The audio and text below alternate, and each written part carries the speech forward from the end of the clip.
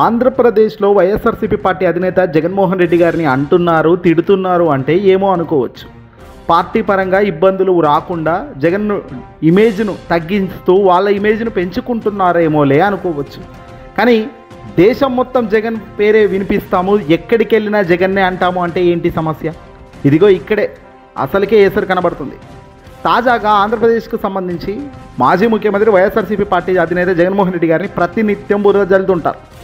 ఏది చేసినా చెడే అంటారు, ఏది చేసినా ద్రోహమే అంటారు. కట్ చేస్తే ఇక్కడే కాదు, ఏ ప్రచారానికి వెళ్ళినా జగన్మోహన్ రెడ్డి గారిని చూపిస్తారు. మరి ఇది భయమా, లేదంటే జగన్లా ఉండాలని దేశం మొత్తం వీళ్ళు ఇండైరెక్ట్గా చెప్తున్నారు? ఏంటి కథ, ఏంటి ఎపిసోడ్? ఒకసారి వెళ్దాం రండి, చూద్దాం రండి. ఎక్కడికి వెళ్ళినా జగన్ జగన్ జగన్ జపం చేయడం ఆంధ్రప్రదేశ్లో ఇప్పుడు కూటమి నాయకులకే కాదు, పెద్ద తలకాయలకు కూడా అలవాటైనగా మారింది. అమెరికా పోయినా, సింగపూర్ పోయినా, మలేషియా పోయినా, ఇటలీ పోయినా, చైనా పోయినా, జపాన్ పోయినా జగన్ జగన్ జగన్. చివరికి బీహార్ పోయినా కూడా జగన్ భజనే. జగన్మోహన్ రెడ్డి గారి పేరు ఎత్తకపోతే అసలు రోజే గడవదు. కాక ఆంధ్రప్రదేశ్లో ఏ పథకం ప్రారంభించినా, ఆంధ్రప్రదేశ్లో ఏ మూలన ఏ మీటింగ్ జరిగినా అది చంద్రబాబు నాయుడు గారు కావచ్చు, పవన్ కళ్యాణ్ కావచ్చు, లోకేష్ కావచ్చు, జగన్పై బురద జల్లడం, జగన్ భజన చేయడం చూస్తూ వచ్చాం. కొత్తలో కాస్త ఓకే అనిపిస్తుంది, కానీ పదే పదే చూస్తుంటే నిజంగా ఏంటిది అనిపిస్తుంది. మొదటి ఏడాదిన్నర పాటు వాళ్ళు చేసింది, వాళ్ళు అన్న మాటలు ఇవి. జగన్ మళ్ళీ వస్తే కష్టం అనే అభిప్రాయంతో అడుగులు వేస్తున్నారు కూటమి వాళ్ళు. సరే, సొంత రాష్ట్రంలో వాళ్ళకు ఇబ్బంది కదా జగన్ అంటే, భయపడుతున్నారులే అనుకోవచ్చు. కానీ ఏకంగా బీహార్లోకి వెళ్ళినా కూడా, సింగపూర్కి వెళ్ళినా కూడా, మలేషియాకి వెళ్ళినా కూడా, ఏ ఇతర దేశాల్లోకి వెళ్ళినా కూడా, ఫారెన్కి వెళ్ళినా కూడా జగన్మోహన్ రెడ్డి గారి భజన చేయడం అంటే ఇది కేవలం భయం మాత్రమే అంటున్నారు ఇప్పుడు అంతా కూడా. జగన్ అంటే ఏ తరహా భయం ఇప్పుడు కూటమిలో ఉందో మరోసారి రుజువైంది.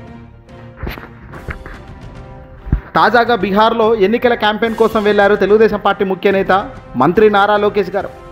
తెలుగుదేశం పార్టీకి సంబంధించి అధ్యక్షుడు చంద్రబాబు నాయుడు అక్కడికి వెళ్ళి క్యాంపెయిన్ చేస్తారనుకున్నారు అంతా కూడా. కారణం ఏంటో తెలియదు, కానీ ఆయన వెళ్ళలేదు. కానీ నారా లోకేష్ మాత్రం నిన్న సాయంత్రం పట్నాకు వెళ్ళారు. ఈ పాట్నాకు వెళ్ళి బీహార్లో ఎన్డీఏ తరఫున క్యాంపెయిన్ చేసేందుకు ఆయన చంద్రబాబుకు రాకుండా లోకేష్ అయితే వెళ్ళడం జరిగింది. ఇక్కడ ఇక ప్రెస్ కాన్ఫరెన్స్లో మాట్లాడుతూ జగన్మోహన్ రెడ్డి గారి భజన మొదలుపెట్టేశారు. ఆంధ్రప్రదేశ్లో ఇలాగే జరిగిందని, ఆంధ్రప్రదేశ్లో 2018లో జగన్మోహన్ రెడ్డి గారికి ఓటు వేశారు ప్రజలు, ఆంధ్రప్రదేశ్ ప్రజలు, ఆ తర్వాత నష్టపోయారు అంటూ లోకేష్ అందుకున్నారు. నారా లోకేష్ చెప్తుంది ఏంటంటే, జగన్మోహన్ రెడ్డి గారు అధికారంలోకి రావడం వల్ల, ప్రజలు ఆయనకు అవకాశం ఇవ్వడం వల్ల చాలా నష్టపోయిందంట ఏపీ రాష్ట్రం. ఆ తర్వాత శాంతి భద్రతలు అన్నీ కూడా, శాంతి భద్రతలు విఘాతం కలిగిందట. రాష్ట్రానికి పెట్టుబడులే రాకుండా పారిపోయాయట. అంతా ప్రజలు రాష్ట్రం వదిలేసి వెళ్ళిపోయారట. ఇదిగో ఈ పాఠం అందుకున్నారు. రెగ్యులర్గా వెళ్ళే మాట్లాడే మాటల కన్నా కాస్త భిన్నంగా బీహార్లో ఇదిగో ఈ మాటలతో నారా లోకేష్ రెచ్చిపోయాడు. బీహార్లో బీజేపీకి ఓడిపోతే జగన్ గెలుస్తాడా? లేదంటే జగన్మోహన్ రెడ్డి గారు రూల్ చేస్తున్నాడా బీహార్ రాష్ట్రంలో?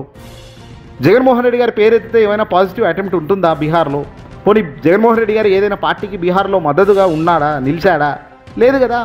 తన రాష్ట్రంలో తన పని చేసుకుంటూ తను కూర్చుంటే, వీళ్ళ అవసరం కోసం, వీళ్ళ కూటమిలో ఉన్న భాగంలో ఉన్న ఈ ఎన్డీఏకి మద్దతుగా పోయి ఎన్డీఏ ఎందుకు గెలిపించాలని చెప్తే బాగుండు నారా లోకేష్. కూటమిగా అధికారంలోకి మేము అందరం కలిసి వచ్చాం కాబట్టి చాలా రాష్ట్రాన్ని ఎంతో ముందుకు తీసుకుపోతున్నాం. ఆ ముందుకు తీసుకుపోయే కార్యక్రమంలో భాగంగా ఇక్కడ కూడా కూటమికి అవకాశం ఇవ్వండి అని చెబితే బాగుండు ఎన్డీఏకి మద్దతుగా. కానీ ఇది పక్కన పెట్టి ఆంధ్రప్రదేశ్లో జగన్ను చూడండి ఎంత చక్కగా పరిపాలన గతంలో చేశాడో, ఇప్పుడు మాకు అవకాశం ఇవ్వడం వల్ల ఎంత రాష్ట్రం ఎలా తయారైందో చూడండి అనేటట్టుగా ఇండైరెక్ట్గా కనబడుతుంది కదా. మరి ఇవన్నీ మాటలు వింటున్నప్పుడు, ఇవన్నీ మాటలు చూస్తున్నప్పుడు ఆంధ్రప్రదేశ్లో నిజంగా ప్రజలు నవ్వుకుంటున్నారు. జగన్మోహన్ రెడ్డి గారి అంటే ఏం భయం రా బాబు మీకు అంటున్నారు. జగన్మోహన్ రెడ్డి గారు అంటే వణికిపోతున్నారు కదా మీరు అని. మళ్ళీ అధికారంలో కనుక జగన్ వస్తే ఇక మీకు ఉన్నదే బాధుడు, మిమ్మల్ని వదిలే పరిస్థితి లేదు. ఇక మీరు చేసిన కథలన్నీ బయటపడతాయి, ఇక మిమ్మల్ని ఎవడు కూడా కాపాడే పరిస్థితి ఉండదు అనేటట్టుగా ఈరోజు ఆంధ్రప్రదేశ్లో పెద్ద పెద్ద తలకాయలు, మంత్రి పొజిషన్లో ఉన్న వాళ్ళు, పెద్దవాళ్ళ ఈ తరహా వ్యాఖ్యలు చేయడం. పక్క రాష్ట్రంకి వెళ్ళి పక్క రాష్ట్రానికి నువ్వు ఏ పార్టీకి మద్దతు ఇస్తున్నావు, ఆ పార్టీకి ఎందుకు ఓటేయాలనే విషయం ఆ ప్రజలకు చెప్తే సరిపోయేది. దానికి ఇక్కడ జగన్ ఇమేజ్ని తీసుకెళ్ళి అక్కడ వాడుకుంటున్నారంటే నిజంగా ఇది భయమా, లేకపోతే ఏమవుతుంది భయం కాకపోతే అనేది ఇక్కడ చాలామంది చెబుతున్న మాట. గతంలో యూపీఏతో పాటు ఉన్నారు, గతంలో కాంగ్రెస్తో ఉన్నారు, గతంలో ఆర్జేడీతో ఉన్నారు, గతంలో సమాజ్వాదీ పార్టీతో ఉన్నారు, కేజ్రీవాల్తో కూడా ఉన్నారు వీళ్ళు. ఇప్పుడు ఏకంగా ఎన్డీఏతో ఉన్నారు, వామపక్షాలతో. కానీ జగన్మోహన్ రెడ్డి గారు పెట్టిన పార్టీ ఆ తర్వాత ఎప్పుడు కూడా వైఎస్ఆర్ కాంగ్రెస్ పార్టీ ఎప్పుడు కూడా కాంగ్రెస్ పార్టీకి జోలికి వెళ్ళలేదు. కాంగ్రెస్ కూటమిలో ఎప్పుడూ లేరు, కాంగ్రెస్లో లేరు, ఇటు ఎన్డీఏ కూటమిలో కూడా లేరు. ఏ పార్టీల కండువాలు కప్పుకొని ఆయన నిలబడి భజన కొట్టింది లేదు, ఏ పార్టీలకు ఆయన ఓటు వేయండి అని చెప్పిన దాఖలాలకు ఎప్పుడు పోలేదు. ఆ మాటకు వస్తే జగన్మోహన్ రెడ్డి గారికి ఆంధ్రప్రదేశ్ బయట ఉన్న ఏ రాజకీయ పార్టీతో కూడా సంబంధం లేకుండా ఉంటుంటారు. భారతీయ జనతా పార్టీలో జగన్మోహన్ రెడ్డి గారికి సంబంధాలు ఉన్నాయనేది తెలుగుదేశం పార్టీ మొదటి నుంచి చెప్తుంది. తెలుగుదేశం పార్టీ మీడియా పదే పదే మాట్లాడుతూ వస్తున్న మాటలు ఏంటంటే భారతీయ జనతా పార్టీ జగన్మోహన్ రెడ్డి గారు ఇద్దరు నేరుగా కలిసి పనిచేసి దాఖలు ఎక్కడా లేదు కదా. మరి వాళ్ళు అంటుంటారు అటువంటివి. బీహార్లో ఎన్డీఏ ఓడిపోతే జగన్మోహన్ రెడ్డి గారి పాలన ఆంధ్రప్రదేశ్లో ఆయన చేసిన పాలన ఎక్కడ వస్తుందని చెప్పడం అంటే ఏంటి, అసలు అర్థం ఏంటి? తేజస్వి యాదవ్ ఏమైనా జగన్మోహన్ రెడ్డి గారు నడిపిస్తాడా, లేదంటే రాహుల్ గాంధీతో ఏమైనా జగన్మోహన్ రెడ్డి గారు మంతనాలు నడిపిస్తాడా, లేకపోతే వైసీపీ మేనిఫెస్టోని ఏమైనా తీసుకెళ్లి బీహార్లో అమలు చేసే పరిస్థితి ఏమైనా ఉందా? ఆర్జేడీ నేతృత్వంలో మన కూటమికి సంబంధించి అక్కడ అమలు చేస్తామని చెప్తుంది. ఒక లాజిక్ లేకుండా జగన్మోహన్ రెడ్డి గారిని అక్కడ ఎందుకు లాగి మాట్లాడుతున్నాడో నారా లోకేష్కి అసలు అర్థం అవుతుందా ఏం చేస్తున్నాడో? ఇటీవల కాస్త ఇమేజ్ వచ్చింది, కాస్త మైలేజ్ వచ్చింది అని దాన్ని పట్టుకుని ఏదైనా మాట్లాడితే చెల్లుతుంది అనుకుంటే నవ్వుతున్నారు కదా ప్రజలు. ఆంధ్రప్రదేశ్లో పక్క రాష్ట్ర ప్రజలు నవ్వుతున్నారు కదా. చంద్రబాబును మించి నారా లోకేష్ అసలు ఒక అడుగు కూడా వేసే పరిస్థితి ఉండని వ్యక్తి ఈరోజు బయట దేశాల్లో బయట రాష్ట్రాల్లోకి పోయి కూడా జగన్ భజన చేస్తున్నాడంటే దానికి గొప్పగా భయపడుతున్నాడని అర్థమవుతుందా, లేదంటే ఇంకేమన్నా అర్థమవుతుందా? బీహార్ ప్రజలకు ఆంధ్రప్రదేశ్లో జగన్మోహన్ రెడ్డి గారి పాలన చూపించి మరి ఇక్కడ ఎన్డీఏకి ఓటు వేయండి అని అడుగుతున్నారంటే ఏంటి అర్థం? అసలు ఏంటి లాజిక్? జగన్మోహన్ రెడ్డి గారు ఒక్క ఛాన్స్ అంటే ఓట్లు వేశారట, ఇక్కడ అలా చేయకండి అంటున్నారు నారా లోకేష్. అంటే ఆర్జేడీకి ఛాన్స్ కాదు కదా, ఆర్జేడీ బీహార్ నుంచి పాలించింది. ఆర్జేడీ 2 దశాబ్దాలు కూడా ఈ అడపాదడప 6 నెలల్లో కూడా 3 నెలల్లో బీహార్ని పాలించింది.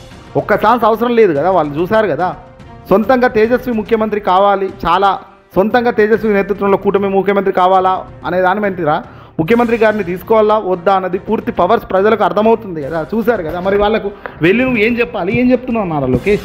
చంద్రబాబు నాయుడు గారు కానీ అధికారంలో ఉన్న కూటమి కానీ ప్రజలకు ఏం చేశారు? సూపర్ 6 అనే హామీలు ఆంధ్రప్రదేశ్ రాష్ట్రంలో అమలు చేస్తున్నారా? ప్రకటనలో మాత్రం సూపర్ 6 అంటూ ఊదరగొట్టారు కదా. మరి ఈరోజు ఒక్కటైనా సూపర్ 6 పథకం అమలవుతుందా?